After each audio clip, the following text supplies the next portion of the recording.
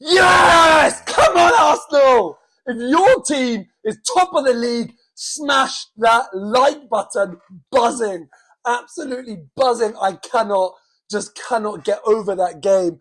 My God, the reaction when that goal went in off a forever gooner, Emi Martinez's head. Oh my God. I scared my little boy, my wife, my neighbours, everyone that lives around me. They would have heard me. And you know what? Every Arsenal fan would have felt that goal. They would have gone absolutely berserk when that goal went in. You cannot underestimate what that means to our season. It's huge, massive. It's just, oh my God, what a game. So much.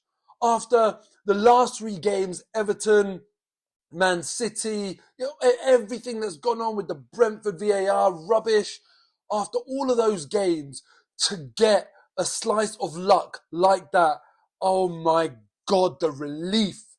It would have been, if we didn't get that, it would have been a draw, 2 points out of our last 12. Would have been crazy. And Man City, they've got Forest today. We all expect them to win that. Even though they're away from home, what chance really is there of them dropping points? And if that was after the Man City game, I was talking about our game in hand. If that had just evaporated today because we didn't manage to get 3 points, Man City would have been sitting there thinking, that's it, it's ours. All the media, all opposition fans, and even in fact, a lot of our own fans would have been saying, that's it, Arsenal have bottled it, they're out, blah, blah, blah. All of that stuff would have started. Thank God for that. And let's talk about the strike as well, because there's a reason it came off of Emi Martinez's head. If Jorginho takes that strike and skies it, Martinez doesn't move. He's cool. He's chilling. He gets the ball again, wastes a bit more time, sees the game out. Brilliant strike from Jorginho. Absolutely brilliant. And it's interesting because against Man City and here, one thing that I've been thinking as I'm watching the games and I'm seeing Jorginho and Xhaka midfield, I feel like Xhaka's having to come deeper and do more work in areas actually we know he's not very good in. We've seen it for many, many years. He's much better a bit further forward. And now he's having to do more defensive work than usual when Partey's in the team.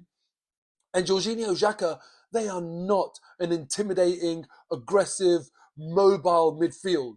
And again, I saw that today. But what they can do, clearly, is strike a ball. Because we know Xhaka's gotten that in his locker. And Jorginho today, oh my God. Listen, there'll be other players that will score important goals. Like, look, Zinchenko scored a really good goal today as well. But that one swing of a boot from Jorginho could be so important when we look back on this season. God knows what that will do for us. The momentum, the morale, everything, the boost that one swing of a boot has given us cannot be underestimated. My God, what a game, what a result. It was a must win, an absolute must win. And we were poor. First half, the first goal we gave away, honestly, it was just mistake upon mistake upon mistake, just sloppiness. Zinchenko loses the ball. I mean, I know it's going to happen, but that's your job as a footballer. You have to protect the ball better than that, especially when you're a defender and you know that there's not many behind you. If you're a attacker doing that, if you're Nketiah doing that, fine, because you know that's kind of your job to try and find a yard. But Zinchenko in that area should be doing better. He gives it away, sloppy. And then the ball comes into the centre of the park. Jorginho, I've already spoken about, he's not physical, aggressive, mobile enough, but he doesn't do enough. He doesn't try to disrupt the counter-attack. He just kind of stands off. No one's going to stop and wait. It's a counter-attack. You have to do something. Make that decision, man or ball, whatever it needs to be. He didn't do it.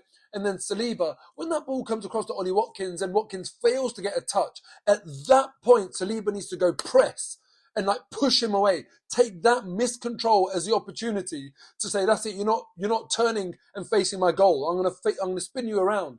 He doesn't do that and then never gets tight enough. Quite a simple move from Watkins, sees him get a shot off and that's it, it's a goal.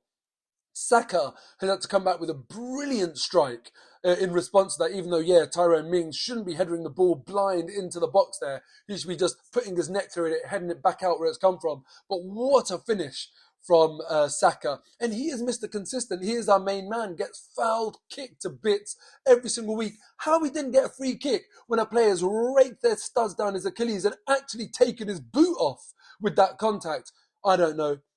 But anyway, and then again, we've gone and let Villa score, which was actually a really, really good goal. On that goal, I'd say, actually, do you know what? Yes, there was no pressing as they went up the pitch, but it was just a really, really well-worked goal.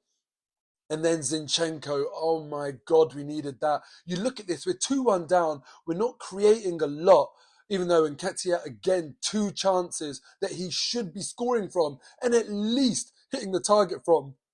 And I know he's hit the bar on one of them with a header, and the other one he's hit over the bar. And yeah, the bar is close, but it's still off target. It needs to be better than that. It's not good enough to hit the bar, you know. And he needs to be doing better than that. Jorginho, it's not even his, but the Martinez own goal from Jorginho's strike, that's fair enough, man. You're shooting from 20, 25 yards. But Nketiah, that header in the 6-yard box, the one where you've gone through 1-on-1 and you're trying to dink it over the keeper, you've got to be better than that. If they go in, it takes the pressure off this team. And he's just not doing the business. But anyway, where was I, man? Zinchenko's goal. So important. I'm so happy because Zinchenko has not been at the levels so far in the last few games. Thank God he scored that goal because he needed it on a personal level. He really did. And then, oh my God, the scenes. I would have loved to have been at Villa Park today. Can you imagine the absolute madness in the away end? It's games like this, man, that would have been a highlight game of the season for any away fan. That would have been limbs, carnage, everything in the away end. You would have been hugging people from 20 seats away because you've just been like pushed away.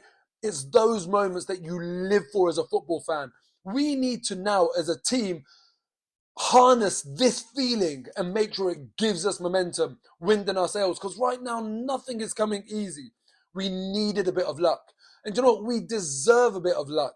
We weren't very good in this game. There was no player really that, for me, stood out loads. I would say I'm going to call out Saliba and give him some credit because his first half defensive performance was nowhere near good enough. It was not the Saliba that we saw when he broke into this team where he was imperious, he was dominant, he was a bully. But second half, you saw the way he defended against Watkins. He made sure he pushed him out wide. He dominated him and made sure that, you know, he was breathing down his neck at all times, which is what he didn't do in the first half and didn't do for the goal.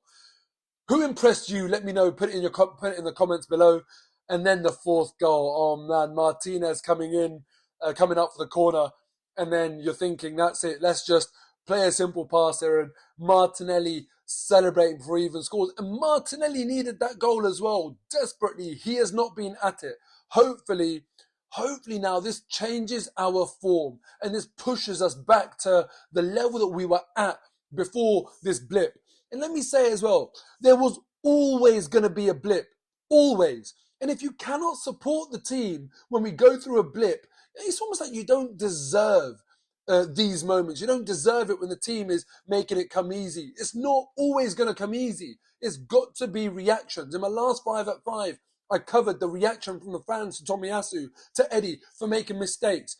And yeah, it didn't go away against Man City. But today, look, yeah, there were mistakes made. We weren't very good. It was sloppy. But when fans stick behind the team, it gives that team momentum and impetus to carry on going, carrying on trying. If you are criticising and moaning and groaning as a fan when you're in the stadium, Jorginho might not take that shot because people don't want to put themselves out there. They don't want to do the brave thing. They'll just play that extra pass. But when the team feel like, do you know what? No, everyone's in the same sort of boat, everyone's together, the fans are behind me, it gives the team confidence. And that's what we've benefited from today. I am absolutely buzzing. I cannot just, oh man, it's the worst thing when your team plays first, you drop points or you lose, and then you have to go and watch everyone else play their football. We can now sit back, relax, unwind, watch the Premier League fixtures play out.